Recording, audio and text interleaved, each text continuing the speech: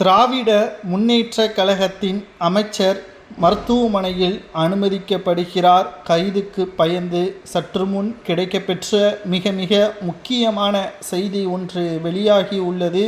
திமுகவின் ஆட்சி 7 மாதங்களுக்குள் நிச்சயமாக பல்வேறு சிக்கலை ஏற்படுத்தும். தமிழக வெற்றிக்கழகம் கரூர் சம்பவத்தை ஒட்டுமொத்தமாக திமுக விஜயின் மீது போட்டு அதை வைத்து அரசியல் செய்யலாம் என்று நினைத்து கொண்டிருந்த திமுகவிற்கு தமிழக வெற்றிக்கழகம் உச்சநீதிமன்றம் வரை சென்று இந்த வழக்கை தமிழக காவல்துறையிடம் இருந்து சிபிஐ துறைக்கு மாற்றப்பட்ட உடன் பல்வேறு ஆவணங்களை சிபிஐ துறையினர் கைப்பற்றியுள்ளனர். இதனால் மிக முக்கியமான அமைச்சர்கள் சுப்பிரமணியன் மற்றும் கல்வித்துறை அமைச்சராக இருக்கக்கூடிய அன்பில் மகேஷ் பொய்யாமொழி, முன்னாள் அமைச்சர் செந்தில் பாலாஜி இவர்கள் மீது விசாரணை நடத்தப்படுமா அல்லது அவர்களிடம் கிட்டத்தட்ட சந்தேகத்தின் அடிப்படையில் குறுக்கு விசாரணையும் நடத்தப்படலாம் என்ற தகவலும் கிடைக்கப்பெற்றுள்ளது. அதிலும் மிக முக்கியமான நபராக இருக்கக்கூடியது முன்னாள் அமைச்சர் செந்தில் பாலாஜி தான்.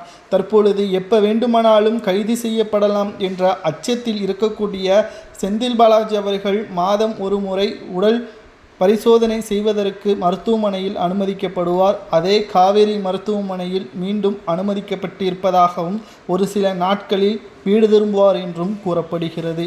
இதை வைத்து ஒருவேளை சிபிஐ துறை அதிகாரிகள் விசாரணைக்கு டெல்லிக்கு அழைத்து செல்ல முயற்சித்தால் தன்னுடைய உடல்நிலையை கருத்தில் கொண்டு இங்கேயே விசாரணை நடத்துங்கள் என்று கூறுவதற்குத்தான் இந்த உடல்நிலை பரிசோதனையா என்ற ஒரு விமர்சனங்களும் சமூக வலைதளங்களில் வைரலாக பரவி வருகிறது. என்ன முயற்சி செய்தாலும் பல நாள் திருடன் ஒரு நாள் அகப்படுவான் என்பதற்கேற்ப கரூர் சம்பவம் நிச்சயமாக பாதிக்கப்பட்டவர்களுக்கு நீதி கிடைக்கும் என்பதை நம்மால் உறுதியாக கூற முடியும்.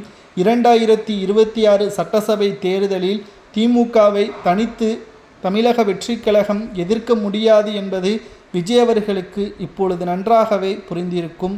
இதனால் விஜய் அவர்கள் ஒட்டுமொத்த திட்டத்தையும் தலைகீழாக மாற்றிவிட்டார். முதலில் 2ஆம் கட்ட தலைவர்களை சில மாற்றங்களை செய்துள்ளார் என்ற தகவலும் கிடைக்கப்பெற்றுள்ளது.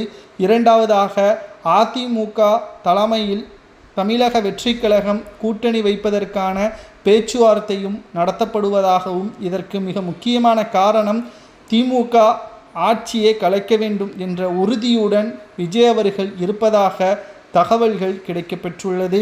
மேலும் மக்களின் பாதுகாப்பின் நலனை கருதி துணை முதல்வர் பதவியும் எடப்பாடியிடம் கேட்டுள்ளார். கைதுக்கு பயந்து மருத்துவமனையில் செந்தில் பாலாஜி அனுமதியா